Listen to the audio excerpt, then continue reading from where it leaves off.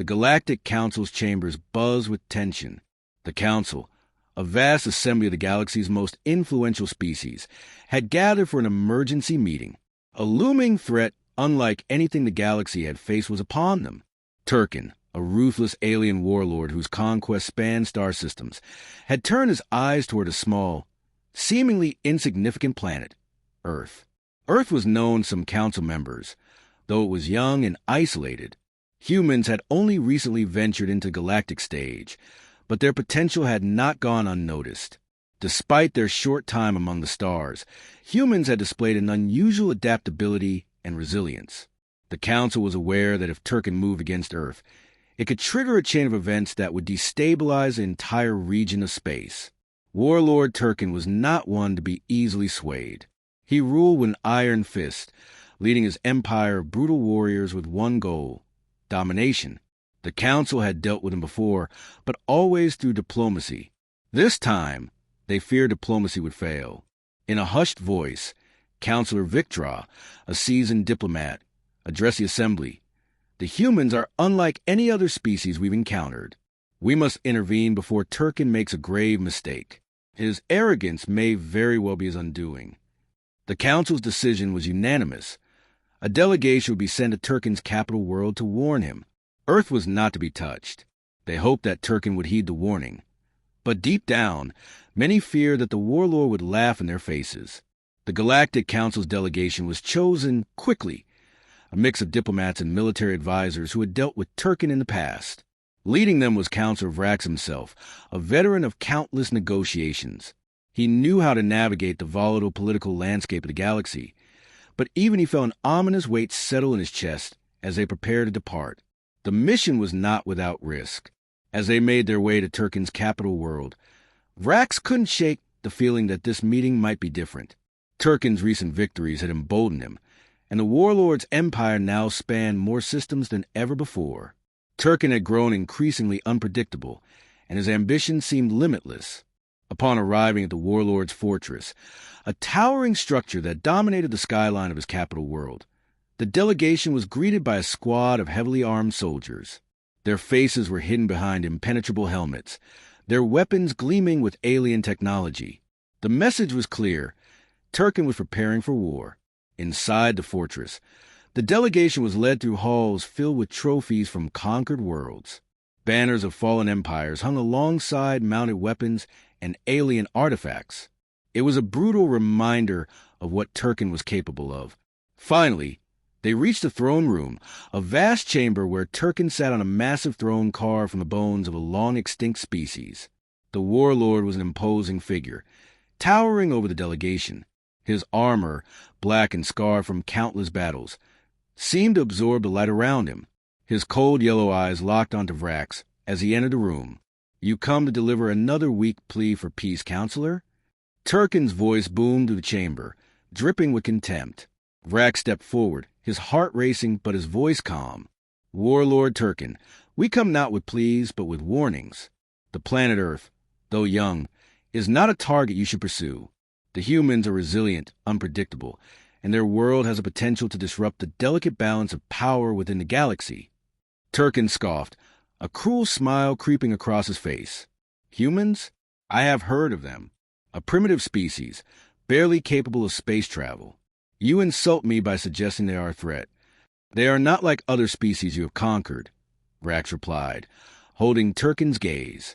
"They are adaptable, resourceful, and have overcome challenges that would have destroyed others. They have the capacity to surprise even the most powerful of adversaries."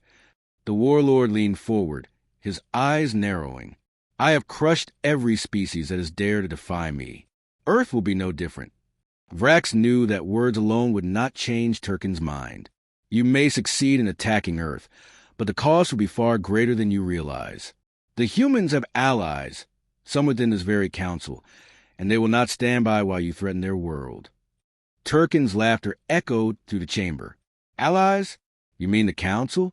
A group of weak-willed bureaucrats who have done nothing but delay the inevitable.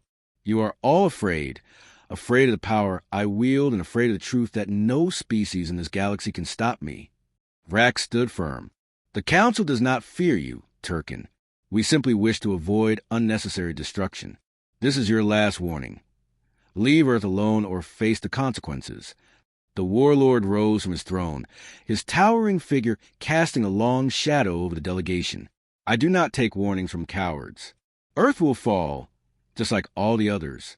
You are dismissed." Vrax and the delegation bowed and left the throne room, their mission unsuccessful. As they exited the fortress, Vrax knew that the galaxy was on the brink of war. Turkin would not listen. He would attack Earth, and when he did, the consequences would be catastrophic, not just for humanity, but for the entire galaxy. As their ship departed the warlord's capital, Vrax sent a message to the council. Turkin will not be swayed. Prepare for the worst. The news of Turkin's impending invasion reached the Galactic Council quickly. Though many feared the worst, some still held hope that humanity would not fall as easily as Turkin believed. Earth, after all, had a history of defying the odds.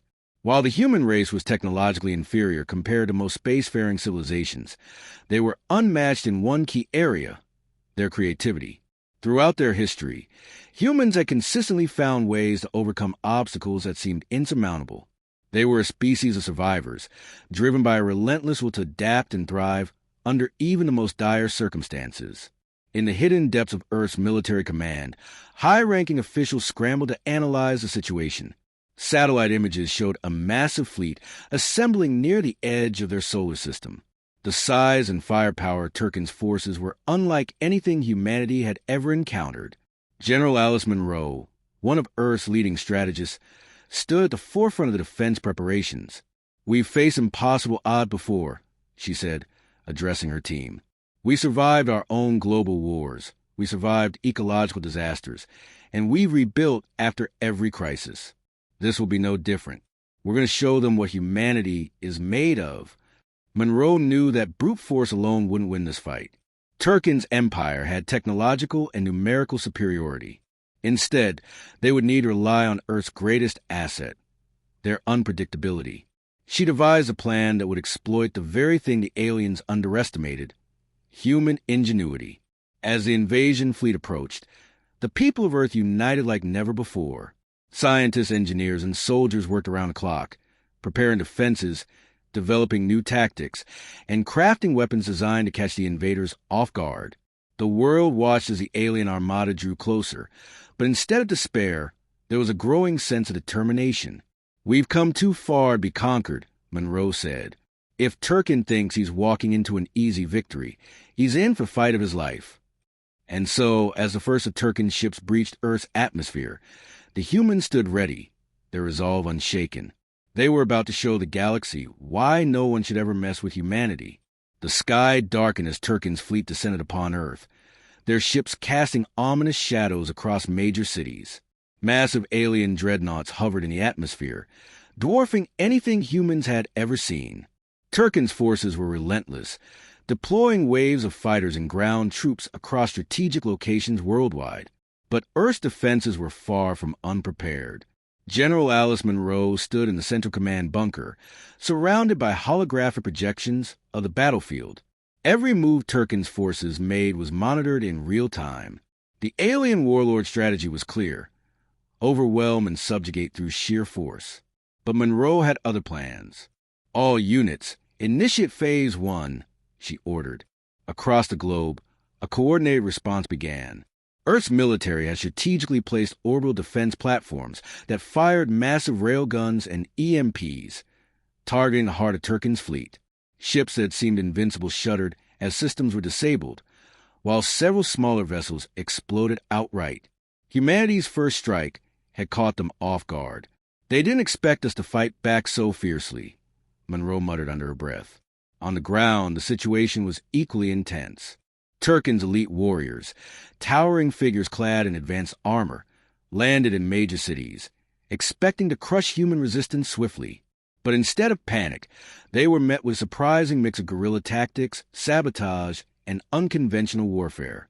In New York, makeshift barricades lined the streets as soldiers and civilians alike used whatever means they had to fight back. Homemade explosives, drones, and cyber attacks targeted the invaders, exploiting weaknesses in their otherwise superior technology.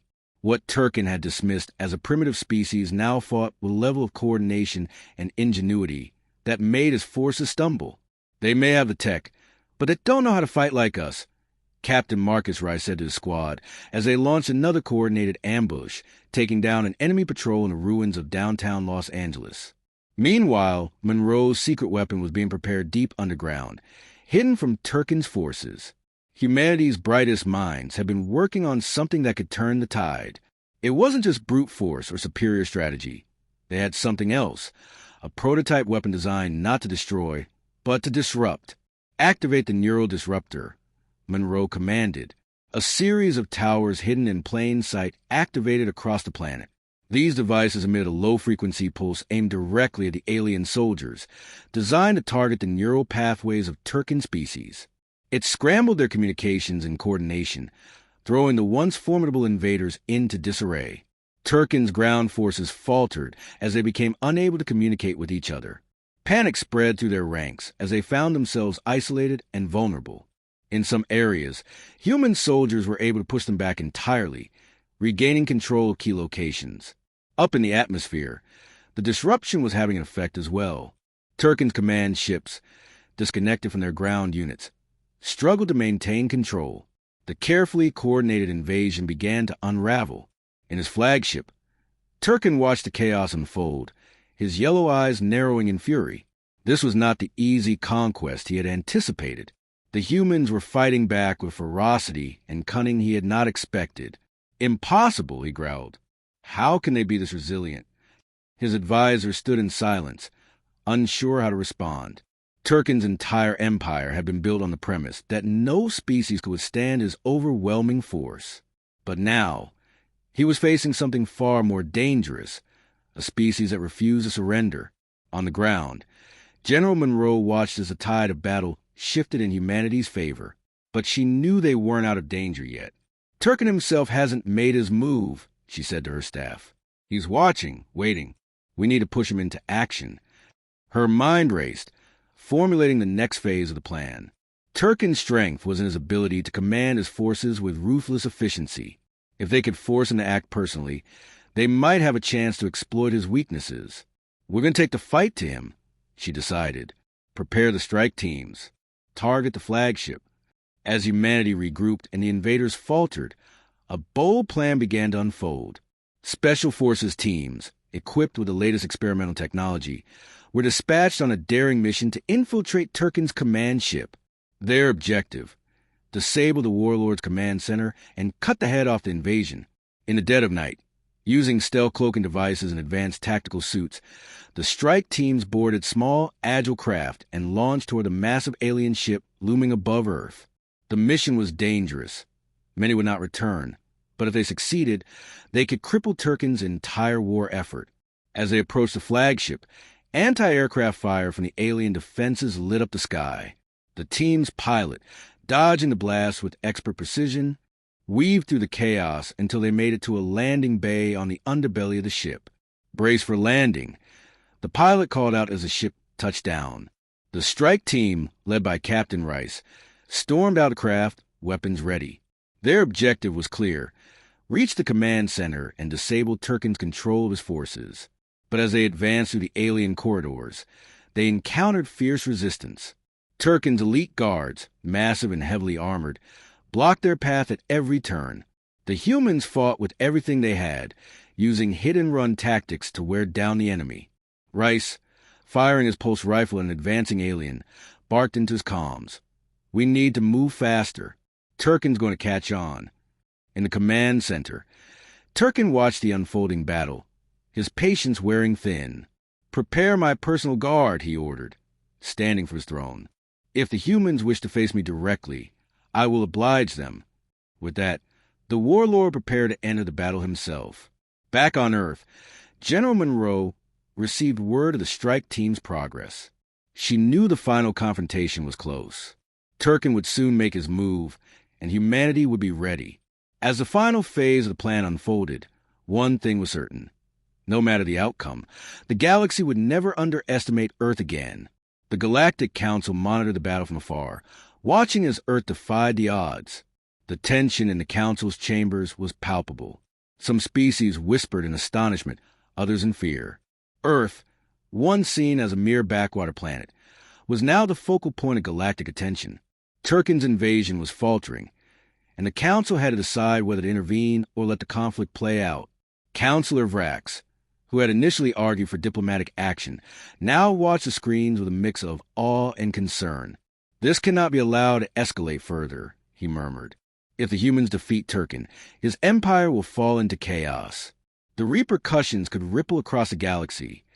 But for now, the focus remained on Earth, and specifically on the daring strike team that had infiltrated Turkin's flagship. Captain Rice and his team were deep within the bowels of the alien ship. The air was thick with tension as they moved silently through the metallic corridors, their every step calculated. They had already faced heavy resistance, and each encounter had left them battered. But their mission remained clear: disable Turkin's command center and cut the invasion's head off. Rice glanced at his comms. "Monroe, we're approaching the central core. How's the battle looking down there?"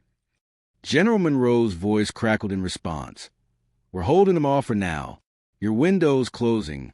Rice, Turkin's personal guard is moving to intercept you. You need to take him out now." Rice clenched his jaw. "Copy that. We're going in."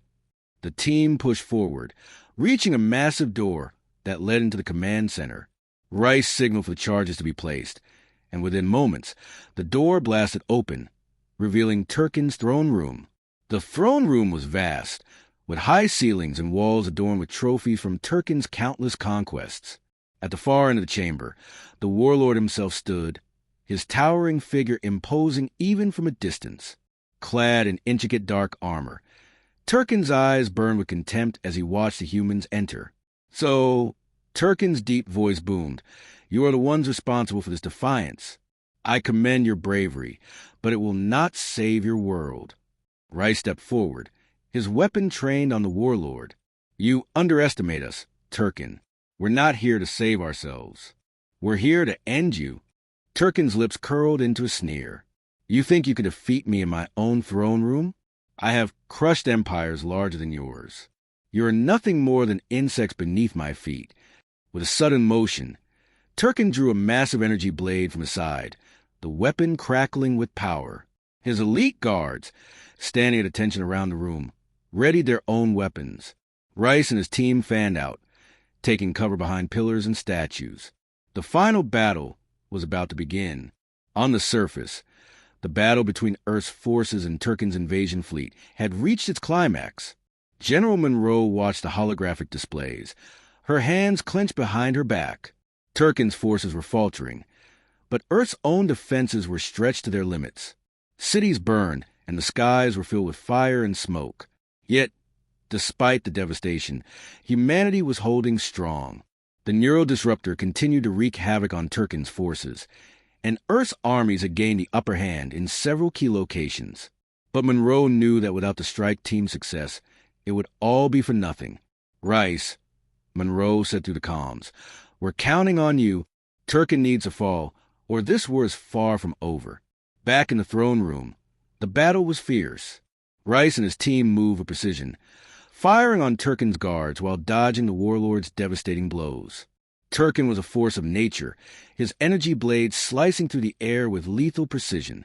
Rice rolled to the side as Turkin's blade came down where he had stood moments before. The warlord's strength was overwhelming, but Rice could see that Turkin was growing frustrated. His invincibility was being challenged for the first time in centuries, and it showed in the warlord's increasingly reckless strikes. "We need to break his focus," Rice yelled to his team. One of his soldiers, a demolitions expert named Jensen, tossed an experimental explosive towards Turkin's feet. The device exploded in a flash of light and sound, temporarily disorienting the warlord. "Now!" Rice shouted. The team unleashed a barrage of firepower, targeting Turkin's armor at its weak points. The warlord staggered, his once impenetrable defense now compromised. But even wounded, Turkin was far from defeated. With a roar of fury, Turkin charged at Rice. Swinging his blade in a wide arc, Rice barely managed to dodge the strike, feeling the heat of the weapon as it passed inches from his face. "Is this all your species has to offer?" Turkin smiled. "Pathetic. Rice gritted his teeth. We're not done yet. With a final, desperate effort, Rice activated a hidden feature in his suit, a high-frequency pulse generator designed to disrupt energy-based weapons. The pulse rippled through the room, and Turkin's blade flickered and died, the energy field around it collapsing. Turkin stared at his now useless weapon in disbelief. "That's your mistake," Rice said, stepping forward. "You thought we'd fight on your terms." With one final shot, Rice aimed at Turkin's chest, hitting the warlord squarely in his exposed armor. The blast sent Turkin stumbling back, crashing into his throne with a deafening roar. On the surface, General Monroe received the signal she'd been waiting for. "Turkin is down." "Rice, you did it," she said, her voice filled with relief. "Now get out of there." As Rice and his team made their escape, the Galactic Council watched in stunned silence. Turkin, the warlord who had terrorized countless worlds, had been defeated not by overwhelming force, but by the resilience and ingenuity of a species they had once dismissed. Counselor Vrack stood, addressing the assembly. "Let this be a lesson to all of us. Humanity is not to be underestimated. They have shown a strength that few could have imagined. With Turkin's death, his empire began to crumble.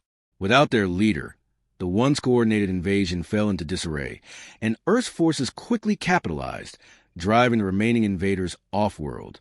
Humanity had not only survived, they had emerged victorious. As the smoke cleared and the fires burned out, the people of Earth began to rebuild. They had faced the greatest threat in their history and had prevailed, but they knew this was only the beginning. The galaxy now knew of Earth's strength, and humanity, no longer isolated, had earned its place among the stars. The skies above Earth slowly cleared as the last of Turkin's forces retreated beyond the atmosphere. On the surface, people emerged from their shelters to witness the remnants of the alien invasion fleet departing. And for the first time in days, there was silence. The battle was over. General Alice Monroe stood atop a makeshift command post, overlooking one of Earth's largest cities. The landscape around her was scarred but still standing. She allowed herself a rare moment of reflection, watching as the fires in the distance began to smolder and die out. Despite the destruction Earth had endured, there was a sense of hope. A communications officer approached her. "General, you have an incoming message from the Galactic Council." Monroe nodded. "Patch it through." The holographic image of Counselor Vrax appeared before her, his expression a mixture of respect and awe. "General Monroe," he began, his voice carrying a gravitas that Monroe had rarely heard from alien diplomats. "On behalf of the Galactic Council, I extend our deepest respect for what your people have accomplished. Few believe that Earth could stand against Turkin, but you have proven us wrong."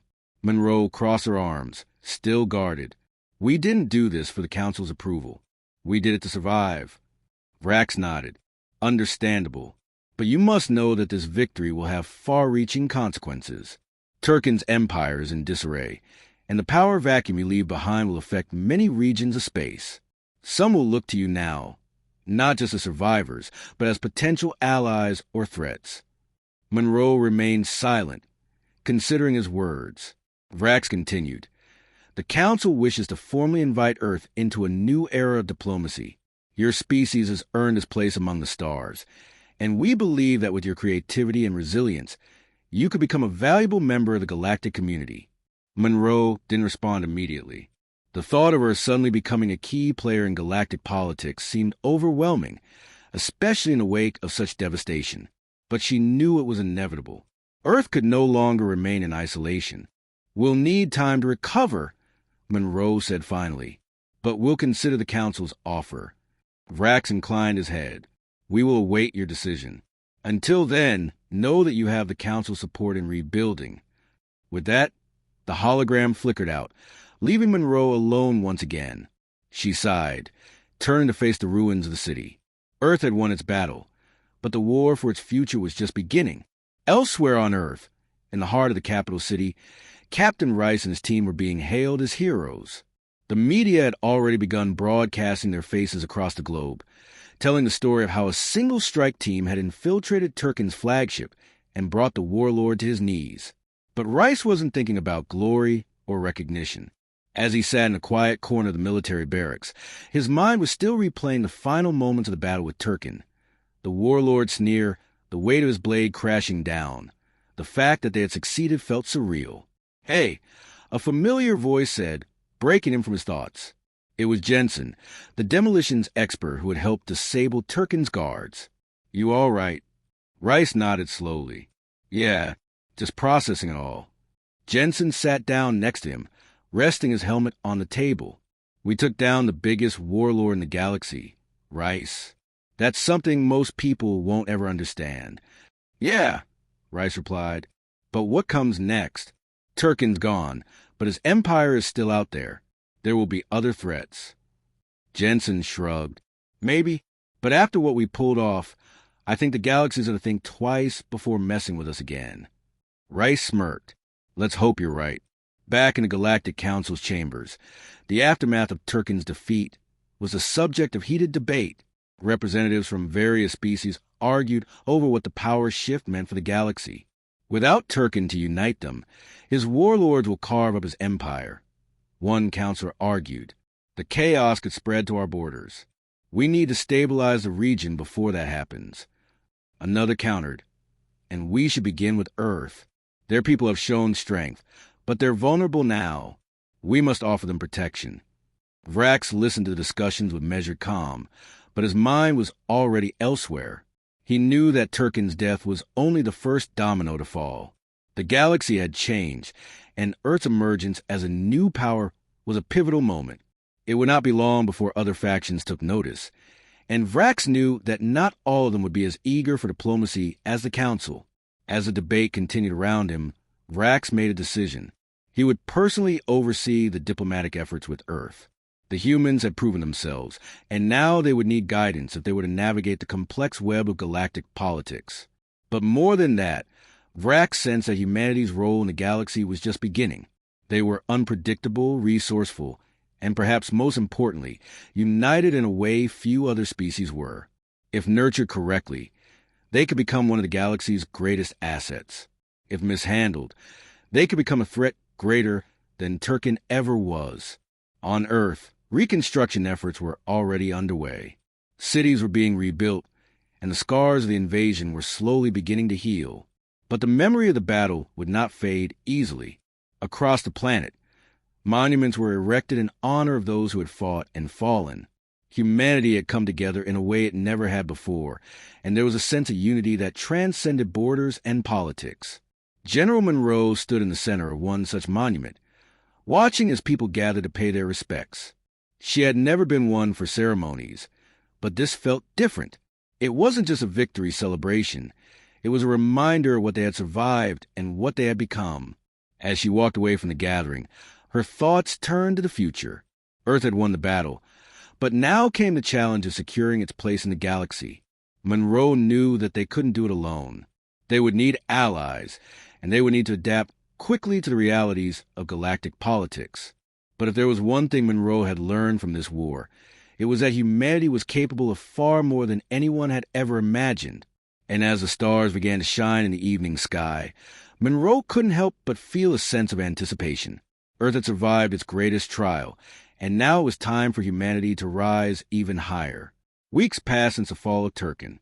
Earth was healing, but the scars of war remained, both on the landscape and in the hearts of its people. Reconstruction efforts moved forward at a rapid pace, fueled by a united planet and the newfound alliance with the Galactic Council. The message was clear. Earth was no longer isolated. However, beyond Earth's atmosphere, the galaxy was watching. Turkin's vast empire had splintered, and his former warlords were vying for power. The vacuum he left behind was dangerous, and the instability threatened to ignite a conflict that could spiral out of control. In the midst of this galactic uncertainty, the Galactic Council moved swiftly to stabilize the region. Counselor Vrax, now Earth's primary diplomatic liaison, made frequent visits to the planet. He worked closely with General Monroe and key world leaders, ensuring that humanity's integration into the broader galaxy was smooth and that Earth had a voice in the new order. "We must prepare for what comes next," Vrax said during a strategic meeting with Monroe and her advisors. "Turkin may be gone, but his warlords are scattered. Some will look for alliances, while others will seek revenge. Monroe stood by the large window of the newly rebuilt command center, overlooking the skyline of the capital. The city still bore the marks of battle, but the sense of resilience was palpable. She turned to Vrax, her eyes sharp. "What do you suggest?" "We need to consolidate Earth's new position," Vrax said. "The Council sees great potential in your people, but to truly secure your place, you'll need allies beyond the Council. There are factions out there, species who feared what Turkin represented, and they will look to Earth for leadership." Monroe nodded. "We can't let this opportunity slip by. Earth's survival isn't just about defense anymore. It's about ensuring we're never in that position again." In the months that followed, humanity began its careful steps onto the galactic stage. Earth's diplomats, scientists, and military leaders traveled to distant worlds, forming alliances and establishing trade routes. The creativity and ingenuity that had helped them defeat Turkin now became their greatest diplomatic tool. Earth's unique perspectives and unconventional strategies fascinated many alien species, opening doors to cooperation. Yet, not all were eager to welcome humanity. Some saw Earth's rise as a threat, fearing that the same unpredictability that had allowed them to defeat Turkin would make them dangerous. Among Turkin's scattered warlords, whispers of retaliation grew louder. In the depths of space, on the fractured remains of Turkin's former strongholds, a new leader was emerging. One of Turkin's most ruthless generals, Dren, had begun to unite the warlords under his banner. He had no intention of letting Earth's victory go unanswered. On a barren planet far from any trade routes, Dren convened with the remaining warlords in a dark chamber. He was a towering figure, clad in battle-scarred armor, his red eyes burning with fury. He had served Turkin loyally, and his master's defeat at the hands of humans had enraged him. "We will strike back," Dren growled, slamming his fist onto the table. "Turkin's death must be avenged. Earth will pay for its arrogance." The warlords around him murmured in agreement, but there was hesitation in their eyes. Dren knew they feared Earth, feared the unknown tactics that had led to their warlord's downfall. "We underestimated them once." One warlord spoke up, his voice cautious. "The humans are not like the other species we've conquered. Their unpredictability makes them dangerous." Dren sneered. "That is why we will not face them head-on. We will strike where they are weakest. Earth is still rebuilding, still finding its place in the galaxy. We will exploit their vulnerabilities, and when the time is right, we will crush them." The plan was set in motion. Dren's forces will remain in the shadows, conducting sabotage and destabilizing Earth's alliances. He knew that while Earth was strong, its new position in the galaxy was fragile. If he could undermine their unity and weaken their alliances, he could pave the way for a final, devastating strike. Back on Earth, intelligence reports of Dren's movements began to trickle in. General Monroe and Captain Rice, now Earth's most celebrated heroes, were once again called upon to prepare for the inevitable confrontation. "We've beaten Turkin," Monroe said during a briefing with Rice and the top military officials. "But Dren is different. He won't make the same mistakes. He'll come at us from the shadows." Rice, who had led the strike team that took down Turkin, nodded. "We need to take the fight to him. We can't wait for him to strike first." Monroe agreed. "This isn't just about defense anymore. If we're going to secure Earth's future, we need to eliminate the threat before it grows." A new strategy was devised. Earth's forces, along with their allies from the Galactic Council, would track down Dren's hidden bases. It was a race against time. Dren was already sowing discord among Earth's new allies, and the longer he remained free, the more dangerous he became. The operation was swift and decisive. With the help of advanced reconnaissance technology provided by their new allies, Earth's forces pinpointed Dren's primary stronghold deep within an asteroid field. Captain Rice led the assault, his team once again at the forefront of the mission. The battle that followed was fierce, but Earth's forces had grown stronger since their first encounter with Turkin. Their technology had advanced, their tactics had evolved, and most importantly, their resolve had never been greater. Dren, defiant until the end, faced Rice in a final, brutal duel. But just as Turkin had fallen before him, so too did Dren, his ambitions crushed beneath the weight of Earth's determination. With Dren's defeat, the last remnant of Turkin's empire collapsed. The galaxy, once dominated by fear of the warlord and his brutal regime, began to breathe a collective sigh of relief. Earth's role in ending that reign of terror was undeniable. In the aftermath, the Galactic Council formally recognized Earth as a central power in the new order. Humanity, once an isolated and technologically inferior species, had proven its worth, not only as survivors, but as leaders. General Monroe, Captain Rice, and their teams were celebrated across the galaxy. But for them, the victory was not about glory. It was about ensuring that Earth would never again face such existential threats. In a ceremony on Earth, beneath the same skies that had once been filled with enemy ships, Monroe addressed the planet and her allies. "We've shown the galaxy what humanity is capable of. We've shown that when we stand together, there's nothing we can't overcome."